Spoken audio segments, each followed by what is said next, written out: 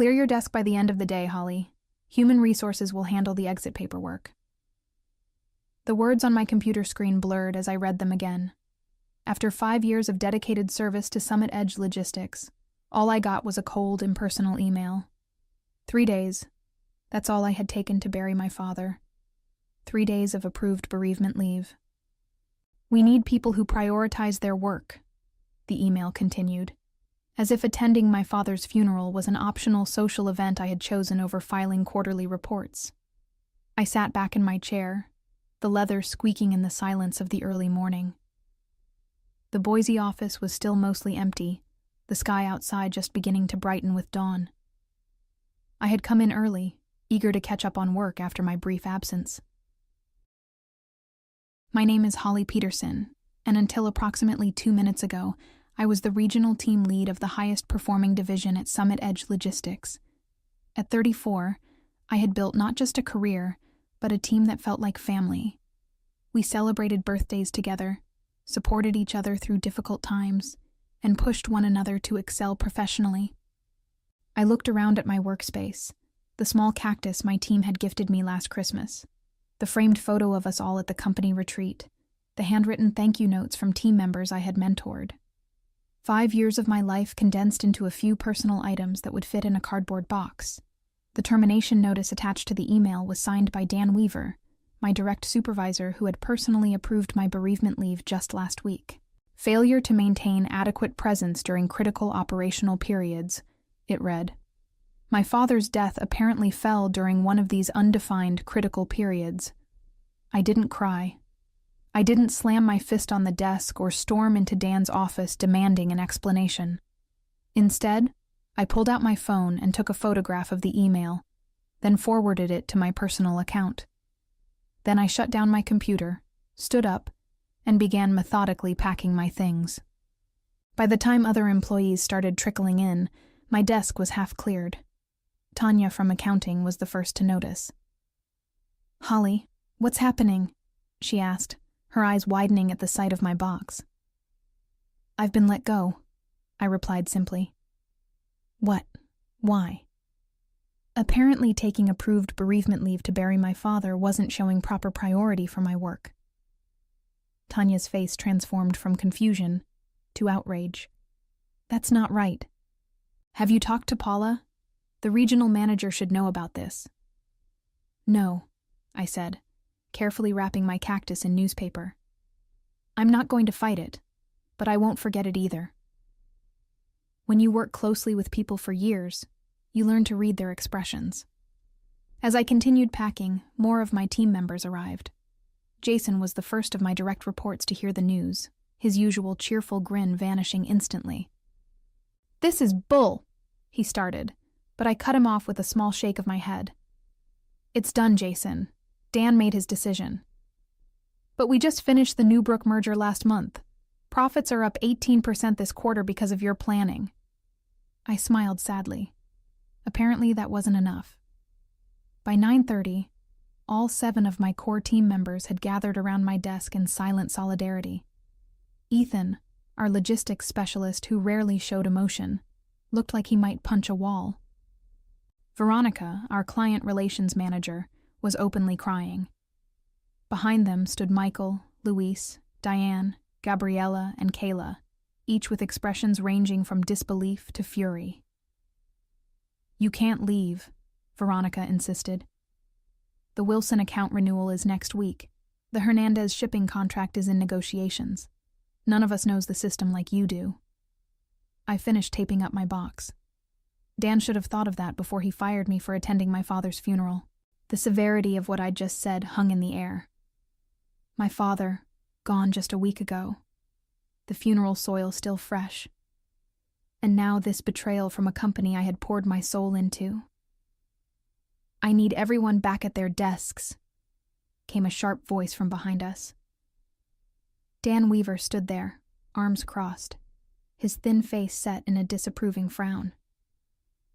"We have deadlines to meet." No one moved. "Now," he added, his voice rising slightly. After a long moment, my team dispersed, each giving me a meaningful look as they returned to their workstations. Dan approached me, lowering his voice. This could have been handled with more discretion if you'd waited until the end of the day to pack up.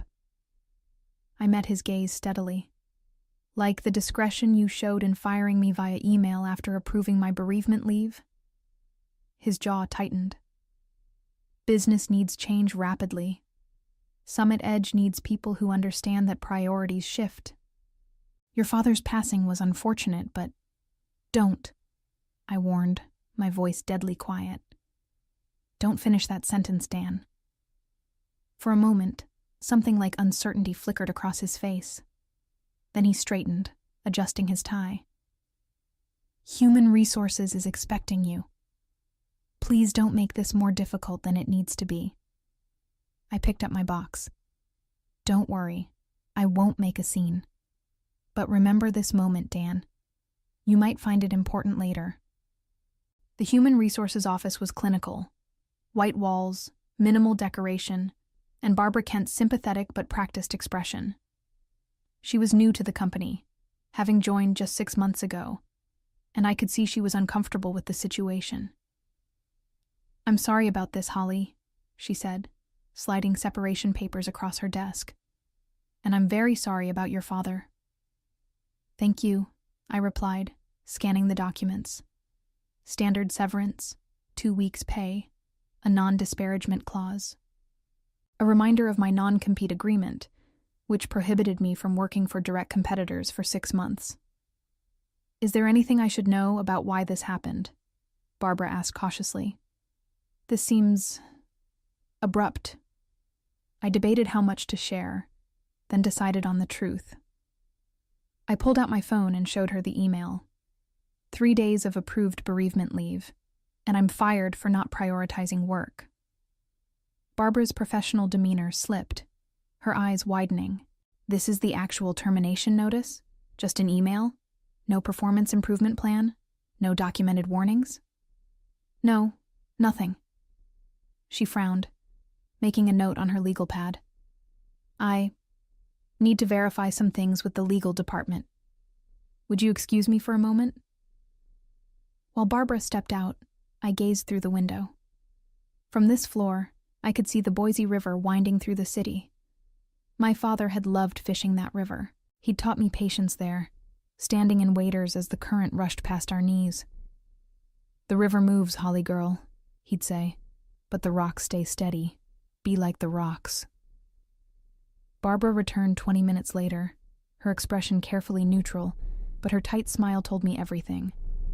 Nothing would change. Unfortunately, Idaho is an at-will employment state, she began. The company is within its rights to...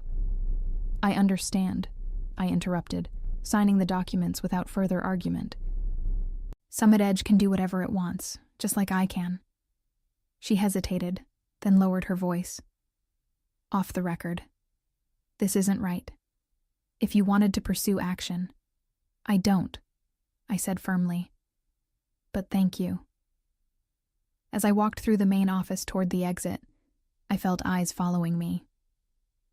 My team watched silently, their faces somber. I gave them a small smile, my last act as their leader. Outside, the September air was surprisingly warm. I placed my box in the trunk of my car and sat in the driver's seat, allowing myself a moment to process everything.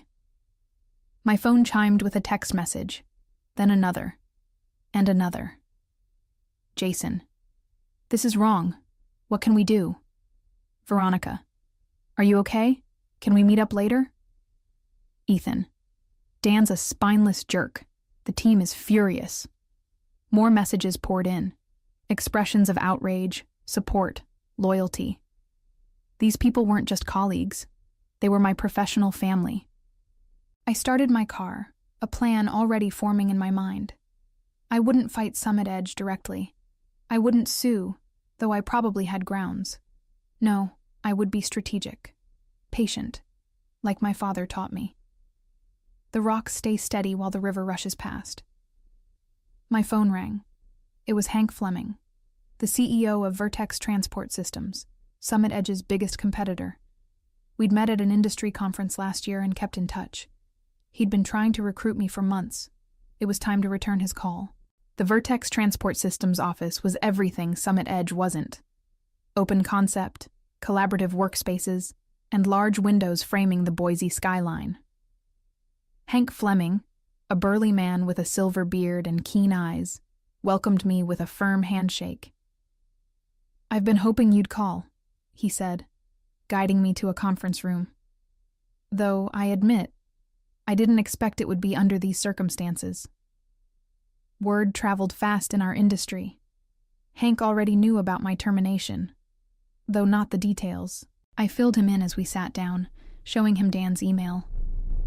"That's not just bad management," Hank said, frowning. "That's inhumane. Bereavement leave exists for a reason." "Summit Edge has always valued profits over people," I replied. "I just never thought I'd be on the receiving end." Hank leaned forward. "I'll be blunt, Holly. I want you on my team. Vertex is expanding our Pacific Northwest operations, and we need someone with your expertise. The division director position is yours if you want it." My heart skipped. Division director, a significant step up from my role at Summit Edge. More responsibility, more authority, better pay. "What about my non-compete?" I asked. Hank smiled. "Our legal team has reviewed it. It's overly broad and likely unenforceable. Plus, we'd cover any legal expenses if Summit Edge tried to enforce it." "I'd need to think about it," I said carefully. "Of course," Hank replied. "Take the weekend. We can talk specifics on Monday." That evening, I met Veronica and Jason at Riverfront Brewing, a small pub away from downtown where we wouldn't likely run into other Summit Edge employees. They arrived together, their expressions a mix of anger and concern. "How are you holding up?" Veronica asked, sliding into the booth. "I'm all right," I assured them. "It's been a challenging couple of weeks, but I'll land on my feet." Jason snorted. "Dan's a fool. The office is in chaos already. Nobody knows where the Henderson proposal files are stored, and the system access you had hasn't been transferred to anyone else." "That sounds like a Dan problem," I replied, taking a sip of my water. Veronica leaned forward. "It's more than that. Everyone's talking, not just our team. People are furious about how you were treated." I hadn't expected that. "Really?" "You were respected, Holly," Jason said. "Not just by us. The way Dan handled this. People are scared now. If they do this to you, their star team lead, what would they do to anyone else?" Veronica nodded. "Paula's been asking questions. The regional manager looks worried." "Good," I said simply. As we talked, more texts arrived from other team members. Similar stories of disorganization, frustration, and anger at management. Summit Edge was feeling my absence already. "What will you do now?" Jason asked. I hesitated. "I've had an offer. From Vertex." Their eyes widened. "But my non-compete—" "Those aren't always enforceable," Veronica said quickly. She worked with contracts daily and knew the legalities. "Especially if they fired you without cause. That's what Vertex's legal team said, but it's still a risk." Jason's phone buzzed. He checked it and frowned. "Dan's calling an emergency meeting tomorrow morning. Saturday. He's never done that before." "The Wilson account review is due Monday," Veronica explained to me. "Nobody can find your analysis files." I smiled slightly. Those files were properly stored on the company server, but my particular organizational system wasn't immediately obvious to others. I hadn't anticipated this would become an issue, but I couldn't deny feeling a flicker of satisfaction. "I should get going," I said, gathering my purse. "Early appointment tomorrow." As I stood to leave, Jason caught my eye. "Holly, if you did go to Vertex, hypothetically speaking, would they be hiring?" I paused, studying their faces. "Hypothetically, yes, they're expanding rapidly." The look that passed between Jason and Veronica told me everything. Saturday morning, I met with Vincent Torres, an employment lawyer recommended by a friend. His office was small but elegant, with diplomas from prestigious universities adorning the walls. I explained my situation, showing him the email and termination notice. "This is textbook wrongful termination," Vincent said, removing his glasses. Firing someone for taking approved bereavement leave could be argued as both a breach of contract and a violation of good faith. "I'm not interested in suing," I clarified. "I just want to understand my options regarding my non-compete agreement." Vincent reviewed the document carefully. "This is overly restrictive. 6 months prohibition on working for competitors within a 300-mile radius? That's essentially telling you to leave the industry or relocate." "Is it enforceable?" I asked. "In Idaho? It's questionable, especially given the circumstances of your termination. Courts typically won't enforce non-competes when the employer acts in bad faith." He leaned back in his chair. "What's your plan, Holly?" "Vertex Transport Systems has offered me a position. Better title, better pay." Vincent nodded. "Summit Edge would have to prove that you're causing them actual harm by working there. Given that they terminated you, that's a difficult argument to make." He scribbled some notes. "I'd say proceed with caution, but don't let this non-compete prevent you from earning a living." Over the weekend, my phone continued buzzing with messages from my former team. The emergency Saturday meeting had apparently been tense. Dan was pressuring everyone to take on additional responsibilities to cover my absence, with no extra compensation. The Wilson account files had been located, but nobody fully understood my analysis methodology. By Sunday evening, I had made my decision. Monday morning, I called Hank Fleming. "I accept your offer," I told him, "but I have one condition." "Name it," Hank replied. "I want to build my own team. If my former colleagues from Summit Edge apply to Vertex, I want them to receive fair consideration." "Absolutely," Hank agreed. "If they're half as talented as you, we'd be lucky to have them." That afternoon, I signed my contract with Vertex, Division Director of Pacific Northwest Operations. The salary was 40% higher than what I'd been making at Summit Edge, with better benefits and a sign-on bonus. As I left Vertex's offices, I checked my phone to find 7 new messages, one from each core member of my former team. They all wanted to meet for coffee. Privately. Tuesday morning, I sat at a quiet corner table in a small coffee shop downtown, waiting. Jason arrived first, then Veronica. One by one, Ethan, Luis, Diane, Gabriella, and Kayla joined us until we filled 2 tables pulled together. "Summit Edge is imploding," Ethan said without preamble. "Dan's micromanaging everyone, Paul is breathing down his neck, and clients are asking questions." "The Wilson account is threatening to pull out," Veronica added. "They wanted to know why you weren't handling their renewal." I sipped my coffee, listening as each shared similar stories of chaos and frustration. "We heard you've accepted a position at Vertex," Jason finally said. The others grew quiet, watching me intently. "News travels fast," I observed. "We want to come with you," Veronica stated firmly. The others nodded in agreement. I studied their faces. "You all have good positions at Summit Edge, secure jobs. Are you sure you want to risk that?" "What security?" Luis asked bitterly. "If they'd fire you for attending your father's funeral, none of us are safe." "Vertex is hiring," I said carefully. "I can't promise anything, but I can refer you. Each of you would need to apply formally." "We already have," Gabriella revealed, pulling out printed copies of confirmation emails. "All 7 of us. Yesterday."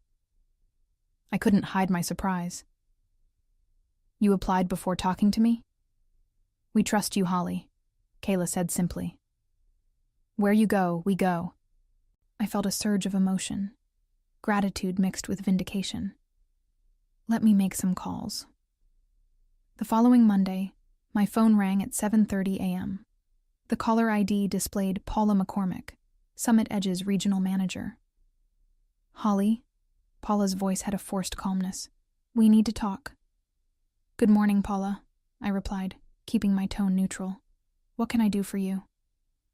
"I've just received 7 resignation letters, all from your former team, all effective immediately." There was a pause. "Care to explain?" I took a slow breath. "I'm not sure what explanation you're looking for. I don't work for Summit Edge anymore.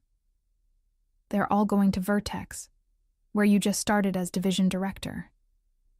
Her voice hardened. "This doesn't look coincidental. People make career choices for various reasons, Paula. Perhaps you should ask Dan why your top-performing team is leaving en masse." "This is about your termination, isn't it?" She sounded resigned now. "I've reviewed the situation. Dan didn't consult me before letting you go. I would never have approved it." "That's between you and Dan," I replied. "Though I'm curious why Summit Edge's regional manager wasn't involved in terminating a team lead." Paula sighed. "Dan claimed it was an urgent performance issue that couldn't wait for my return from the Seattle conference. I trusted his judgment. Clearly that was a mistake." I said nothing, letting the silence grow uncomfortable. "Look, Holly," Paula finally continued, "I'm prepared to offer you your position back, with a 10% raise and a formal apology. We need your expertise. The Wilson account is threatening to walk." "I appreciate the offer, Paula, but I've accepted a position elsewhere. We'll match whatever they're paying, plus 15%.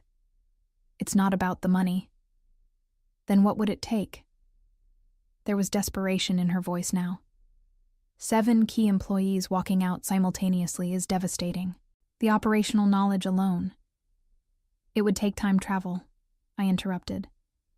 "Going back to when my father died, and Summit Edge showing basic human decency instead of punishing me for grieving."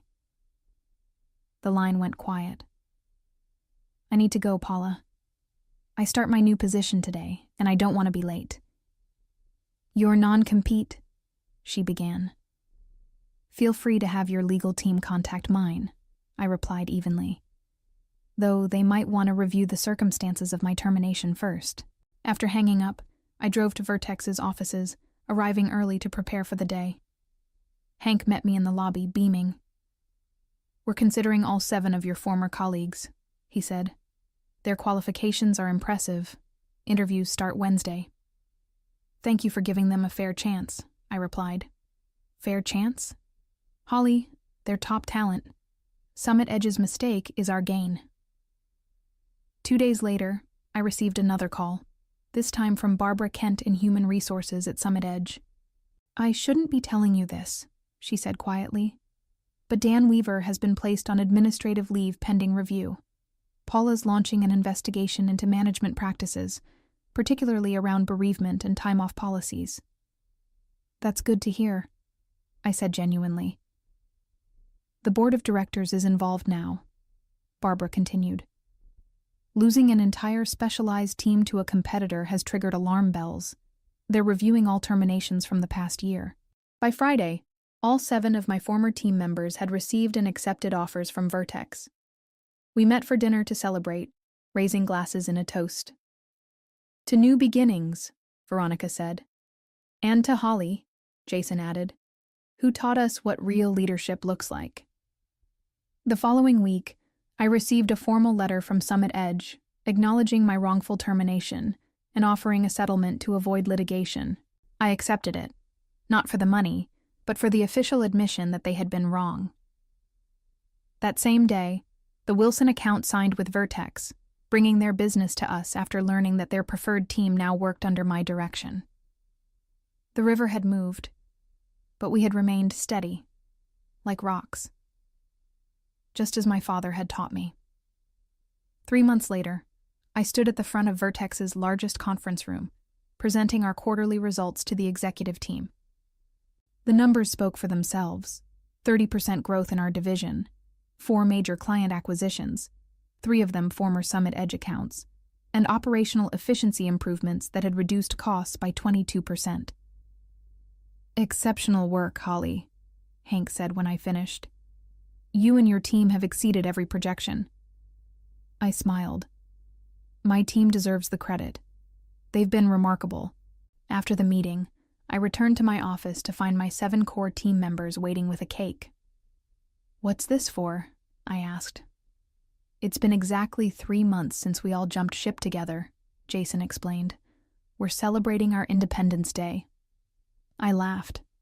"You're all ridiculous." "But happy," Veronica added. "Seriously, Holly, everyone's thriving here." It was true. Each team member had grown professionally in their new roles at Vertex. They had more autonomy, better resources, and were finally receiving recognition for their contributions. Most importantly, they were valued as people, not just productivity machines. My phone buzzed with a news alert. Summit Edge Logistics announces restructuring amid client exodus. I showed it to the group. "I heard they lost the Hernandez contract last week," Ethan said, cutting cake slices. "That's 20% of their Pacific Northwest revenue." "Dan's gone," Luis added. "Cleared out his office Friday. Paula's trying to save what's left, but..." I felt no pleasure in Summit Edge's struggles, only a sense of justice. The company wasn't failing because we had left. It was failing because its leadership had created a culture where employees were disposable, where attending a father's funeral was considered a lack of commitment. To Summit Edge, I raised my water glass. May they learn that a company is only as strong as how they treat their people. And to Holly, Gabriella added, who showed us we deserved better. 6 months after joining Vertex, I received an unexpected lunch invitation from Paula McCormick. She'd left Summit Edge and joined a management consulting firm specializing in organizational culture. We met at a quiet restaurant overlooking the Boise River. Paula looked different, more relaxed. The perpetual stress lines around her eyes softened. "Thank you for meeting me," she began. I wanted to apologize properly for what happened. "You weren't directly responsible," I reminded her. "No, but I created the environment that made it possible." She sighed. "After you and your team left, everything unraveled. The board brought in external consultants to evaluate what went wrong. The report wasn't flattering to any of us in leadership." I nodded, waiting for her to continue. "Summit Edge is being acquired by Meridian Shipping," Paula revealed, "at a fraction of its previous valuation. They're basically buying the client list and physical assets." The news didn't surprise me. Summit Edge had been hemorrhaging clients and talent for months. "What about Dan?" I asked. "Still unemployed, last I heard. His reputation in the industry..." She trailed off. "Let's just say your story has circulated widely." I hadn't spread the details of my termination, but I hadn't hidden them either. When asked why I'd left Summit Edge, I told the simple truth. "I've learned a valuable lesson from all this," Paula continued. "Now I'm helping other companies avoid the same mistakes." As we finished lunch, Paula asked the question I sensed had been on her mind all along. Was it worth it? Walking away quietly instead of fighting? I thought about my team at Vertex, thriving, motivated, and treated with respect. I thought about the clients who had followed us, who now received better service. I thought about my father, who had taught me that sometimes the strongest response isn't the loudest. "Yes," I replied simply. "The results speak for themselves." 1 year after that fateful email that had changed the course of my career, Vertex named me Executive Vice President of Operations for the entire Northwest region. My division had become the company's crown jewel, efficient, innovative, and boasting the highest employee satisfaction scores in the organization. Each of my 7 team members had been promoted as well. Jason now led his own division. Veronica had transformed our client relations approach and earned recognition throughout the industry. The others had similarly distinguished themselves, their talents finally receiving the appreciation they deserved. On the anniversary of my termination from Summit Edge, I received a small package in the mail. Inside was my old cactus plant, now slightly larger but still thriving, with a note from Barbara Kent. "Rescued this from your desk. Thought you might want it back now. Summit Edge closes for good next week. I placed the cactus on my windowsill, where it would get plenty of sunlight. Like me, it had survived being discarded and found a better place to grow. That evening, I drove to the Boise River and stood on the bank where my father and I used to fish. The water flowed steadily around the rocks, just as it always had. I thought about how a single moment, a cold email terminating my employment, had ultimately led to greater success and happiness, not just for me, but for everyone who had followed me. "You were right, Dad," I whispered to the river. "Sometimes you need to stay steady and let the current do its work."